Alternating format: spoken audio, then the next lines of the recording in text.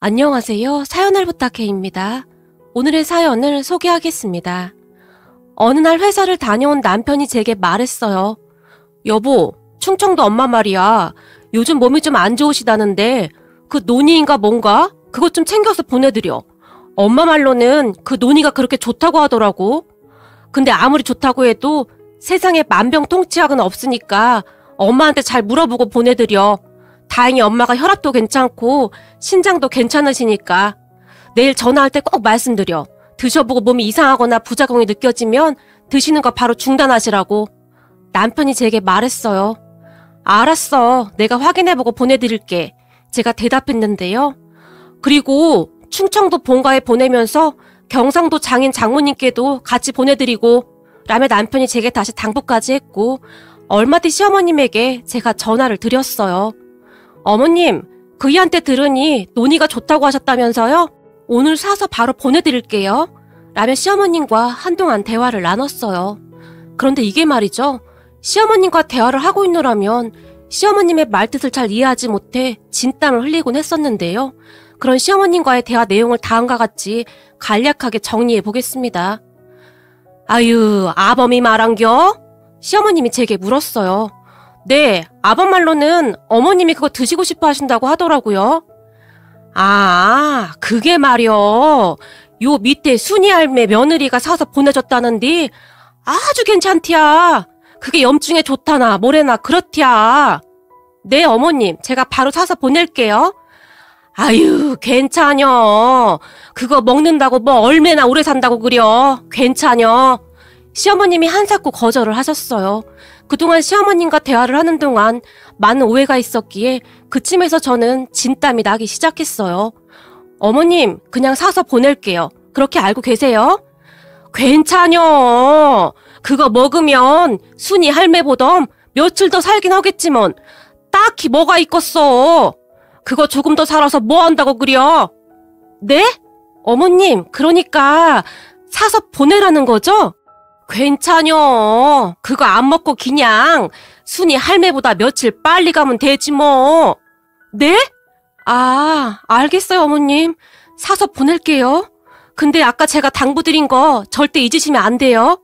시어머님과의 모든 대화는 이런 식이었는데 그런 시어머님은 충청도 분이셨고 저는 경상도 사람입니다. 그러니까 우리 부모님은 경상도에서 태어나셨고 평생 동안을 그곳에서 살고 계신 분들이세요. 그래서 그랬는지 저는 충청도 시어머님의 말씀과 행동에 항상 많이 놀라곤 한답니다. 혹시 이 글을 읽는 분 중에 경상도 분들이 있으시다면 경상도 지역 사람들의 특징을 잘 아실 것이라 생각됩니다. 그러니까 경상도도 지역에 따라 조금씩 다르고 사람마다 또 다르겠지만 제가 나고 자랐던 고향 사람들은 다들 성격이 급했는데요. 질질 끌지 않고 단도직입적으로 화끈하게 말과 행동을 하곤 했거든요. 그런데 충청도 시댁은 그런 경상도 친정과는 정반대였어요. 우선 말을 너무 빙빙 돌려서 했는데 제 입장에서는 그 말뜻을 이해하는데 참 많은 시간이 필요했다고 해야 할까요? 그랬으니 경상도에서 나고 자란 제 입장에서는 정말 답답할 수밖에 없었어요. 그렇잖아요. 그래, 사서 보내라. 그러면 될 것 같은데 왜 그렇게 빙빙 돌려서 말을 하는 것인지 정말이지 속이 터져버릴 지경이었어요. 이런 부분이 처음에는 정말 이해가 안 됐는데 저와 같은 고향분들이라면 제 심정을 충분히 이해하리라 생각합니다. 하지만 한참 나중에 알고 보니 그게 바로 충청도식 양보 배려 그런 거였더라고요. 결혼하고 충청도 시댁에 갔을 때 놀랐던 것이 또 하나 있었어요. 그날은 시부모님 생신이셔서 시댁에 내려갔다가 다 같이 외식을 하고 시댁으로 돌아오던 길이었는데요. 그때 당시 우리 남편이 운전을 하고 있었는데 남편 성격이 원래 그런 것인지 아니면 충청도 토박이라 그런 것인지 남편은 항상 아주 천하태평으로 운전을 하곤 했어요.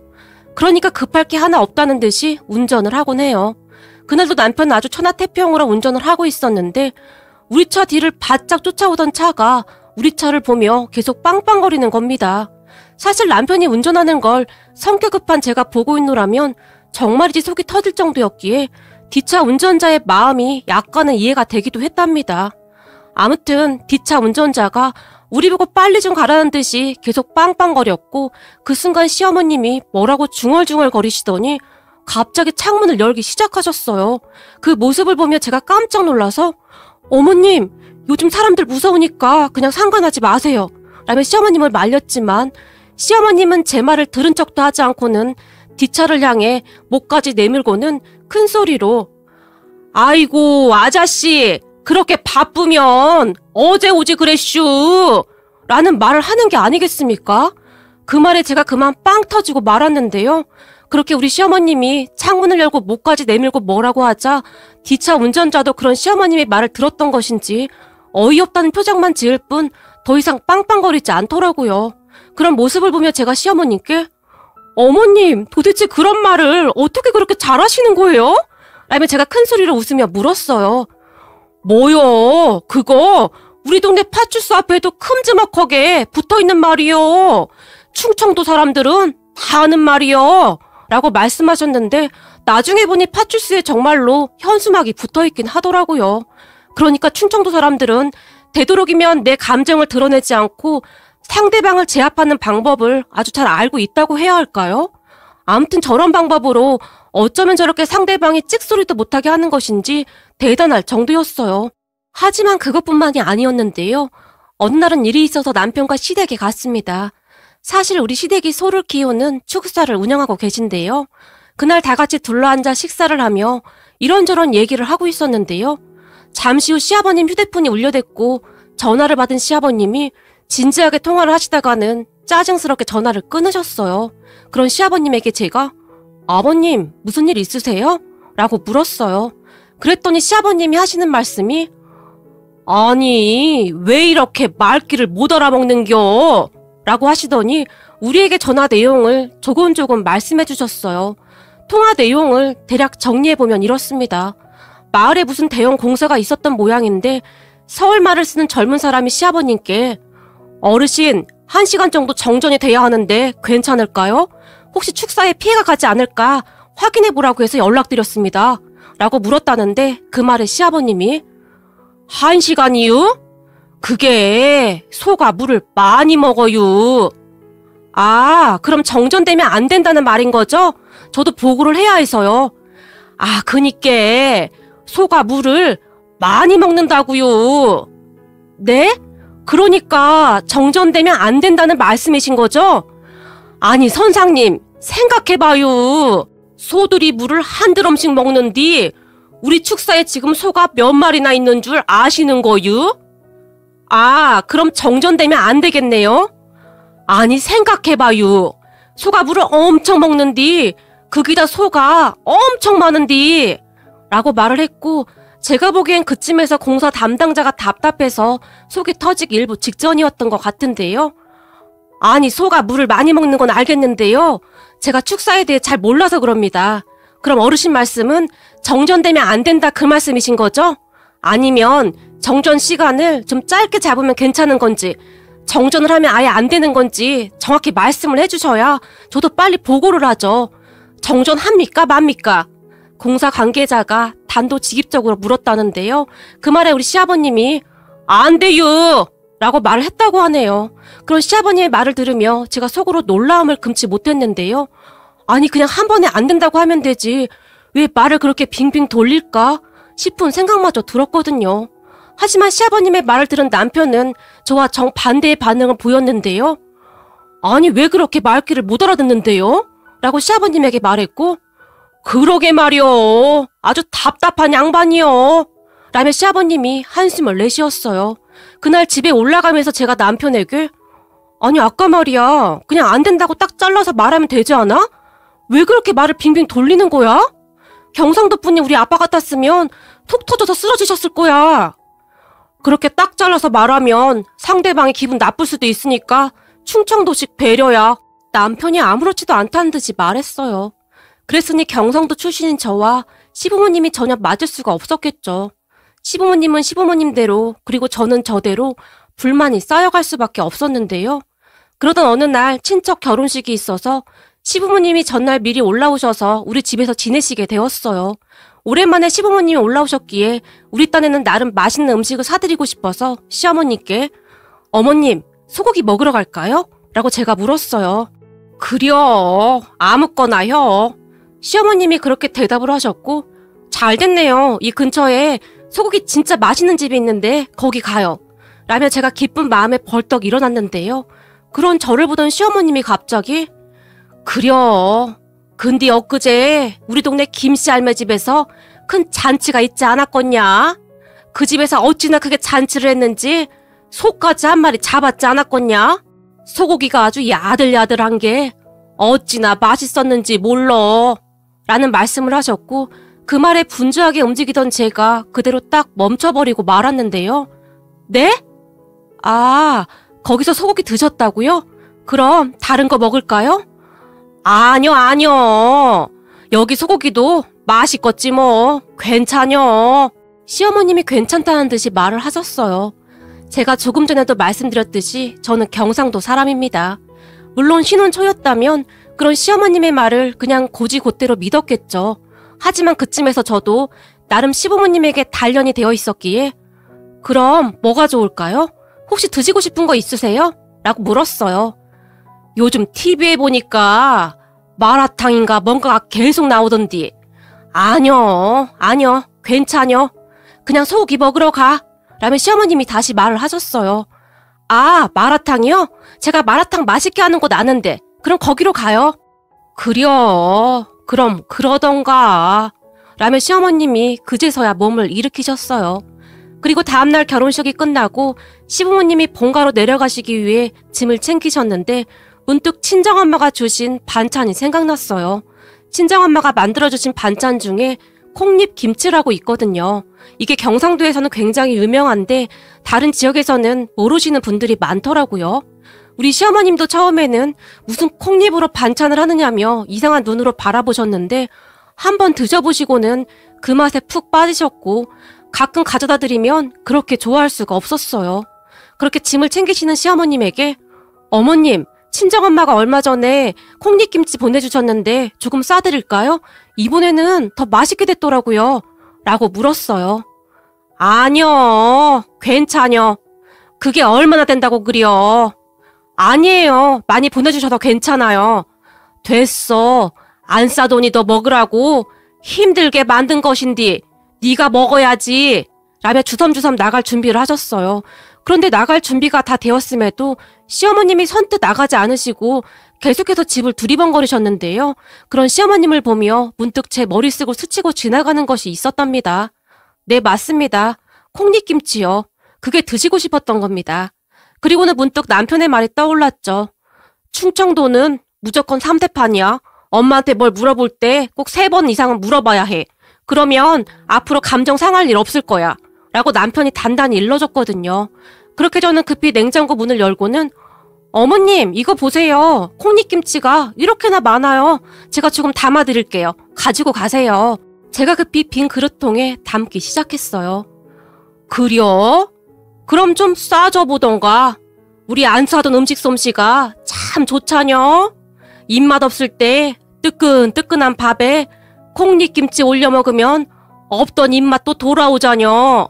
라고 말씀하시던 시어머니께서 순간 침까지 꼴깍 삼키시는 소리가 들려왔어요. 그 뒤 시어머님은 콩잎김치까지 챙겨서는 아주 만족한 표정으로 본가로 돌아가셨어요. 벌써 결혼한 지 한참이 지났는데도 제게는 충청도의 언어가 항상 너무나 어렵기만 했답니다. 그런데 얼마 뒤 어마어마한 일이 일어났어요. 저는 그때의 일을 절대 잊지 못한답니다. 그러니까 그때가 눈이 많이 내린 어느 겨울이었어요. 우리 친정이 옥상에 있는 단독주택이었는데 친정아빠가 눈이 소복히 쌓인 계단을 오르시다가 그만 계단에서 미끄러지셔서 굴러 떨어지셨어요. 그 바람에 갈비뼈부터 해서 허리, 다리까지 정말 크게 다치셨어요. 너무나 순식간에 일어났다는데 아빠의 비명소리에 엄마가 놀라서 급히 119에 신고를 했고 잠시 후 아빠가 구급차에 실려 가셨답니다. 그 뒤 아빠는 꽤 긴 시간 동안 병원에 입원을 하셔야 했고 다니던 회사도 그만둬야 하는 상황이었어요. 꽤 오랫동안 입원을 해야 하는 데다가 심지어는 재활치료까지 해야 한다고 했으니까요. 그렇게 친정엄마의 한숨이 깊어져 갈 수밖에 없었어요. 생각해보세요. 그때 당시 엄마는 아빠 병간호에다가 재활치료까지 옆에서 도와드려야 했으니 엄마가 일을 할 수도 없었기에 심란할 수밖에 없었던 것 같아요. 그런 부모님께 우리 삼남매가 십시일반 돈을 모아 병원비부터 이것저것 챙겨드렸지만 엄마는 종일 한숨만 쉴 뿐이었어요. 그 뒤 남편이 시부모님께 우리 아빠가 병원에 입원하셨다는 말을 한 모양인데 그 소식을 들은 시부모님이 급히 충청도에서 경상도까지 병문안을 다녀가셨다고 합니다. 그렇게 병원에서 이런저런 이야기를 하시던 시부모님이 잠시 뒤에 병원을 나섰다는데요. 시부모님이 병실을 나선 얼마 뒤 우리 엄마가 혼비백산한 채 제게 전화를 했는데 엄마의 말에 의하면 시부모님이 우리 부모님 몰래 아빠 침대 옆 탁자에 봉투를 하나 살짝 두고 가신 모양입니다. 그런데 세상에나 봉투를 열어보는 엄마가 너무나 놀란 나머지 봉투를 떨어뜨릴 정도였다는데요. 세상에나 봉투 안에 돈이 너무 많이 들어있더랍니다. 그렇게 봉투 안에 돈을 보고 놀란 엄마가 우리 시어머님께 전화를 드렸다는데 일부러 그랬는지 시부모님이 전화를 받지 않더랍니다. 그 뒤 엄마가 놀라서 제게 전화를 했더라고요. 그런 엄마의 말을 듣고 제가 시어머님께 전화를 드렸어요. 어머님, 무슨 돈을 그렇게 많이 넣으신 거예요? 엄마가 부담스러워서 못 받겠다고 저한테 다시 전해달라고 지금 난리가 났어요. 라며 제가 안절부절 못한 채 말했어요. 그려? 그게 뭐가 어떻다고 그려? 그거 얼마 안 되는디? 괜찮여. 그냥 소 좀 팔았어. 라고 시어머님이 아무렇지도 않게 말했어요. 네? 소를 파셨다고요? 그 순간 깜짝 놀라서 제가 물었는데요. 그려. 아범이 그러던디 사돈이 회사도 그만두셨다면서. 그니까 그냥 급한 김에 그든 쏘라고 네가 잘 말씀드려. 아니 그래도 소까지 판 돈을 어떡해. 괜찮여. 얼마 안 있으면 소가 또 새끼 나니까 소새끼 금방금방 크는디 뭔 걱정이요? 그 순간 저도 모르게 웃음을 터뜨려버렸는데요. 그렇게 저는 울다 웃다를 반복하며 시어머님과 통화를 했는데 뭐요? 너 우는겨? 그게 뭘 울 일이라고 우는겨? 참 요상하네. 아니 그래도 그게 쉬운 일이 아니잖아요. 감사해요 어머님. 제가 다시 울먹이며 감사 인사를 했어요. 그런데 그런 제 말을 듣던 우리 시어머님이 갑자기 그러면 나중에 그 콩잎김치나 좀 보내주던지 그럼 되겠네 라며 말씀을 하셨어요. 그리고 옆에서 그런 시어머님의 말을 듣던 시아버님이 이 사람아 정신이 있는겨 없는겨? 지금 안 써도니 그럴 정신이 어디 있다고 그려? 애미야 신경 쓰지 말거라 라며 큰소리로 말씀하셨어요. 그리고 그런 시아버님의 말에 시어머님이 아니 말이 그렇다는 거지. 나중에 콩잎김치 좀 있으면 보내주던지 라며 시어머님은 끝까지 콩잎김치를 외치시면서 전화를 끊으셨는데 그 말에 저도 모르게 다시 웃음이 터져버렸어요. 그 콩잎김치가 뭐라고 우리 시어머님은 콩잎김치를 그렇게 좋아하셨어요. 그 뒤 친정아빠는 많이 좋아지셨고 친정엄마는 콩잎김치를 만들 때마다 우리 시댁에 보내주시곤 한답니다. 그렇게 콩잎김치를 받은 시어머님이 제게 전화를 하곤 하시는데 콩잎김치가 말이요. 날이 가면 갈수록 맛이 진해지는구먼. 아주 맛있어. 라며 좋아서 어쩔 줄을 몰라 하신답니다. 그리고 언제부턴가 저는 콩잎김치를 먹을 때마다 친정엄마와 시어머님이 떠오르곤 하는데 두 분을 떠올리면 입가에 웃음이 멈추질 않곤 한답니다. 특히나 우리 시어머님이 괜찮여. 그럼 그러던가 라는 말이 항상 귓가를 맴돌곤 하는데 그 말이 어찌나 중독성이 있는지 요즘은 제가 괜찮여. 그럼 그러던가 라는 시어머님의 말을 그대로 따라하고 있답니다. 오늘의 사연은 여기까지였습니다. 즐겁게 보셨다면 구독, 좋아요 부탁드립니다. 고맙습니다.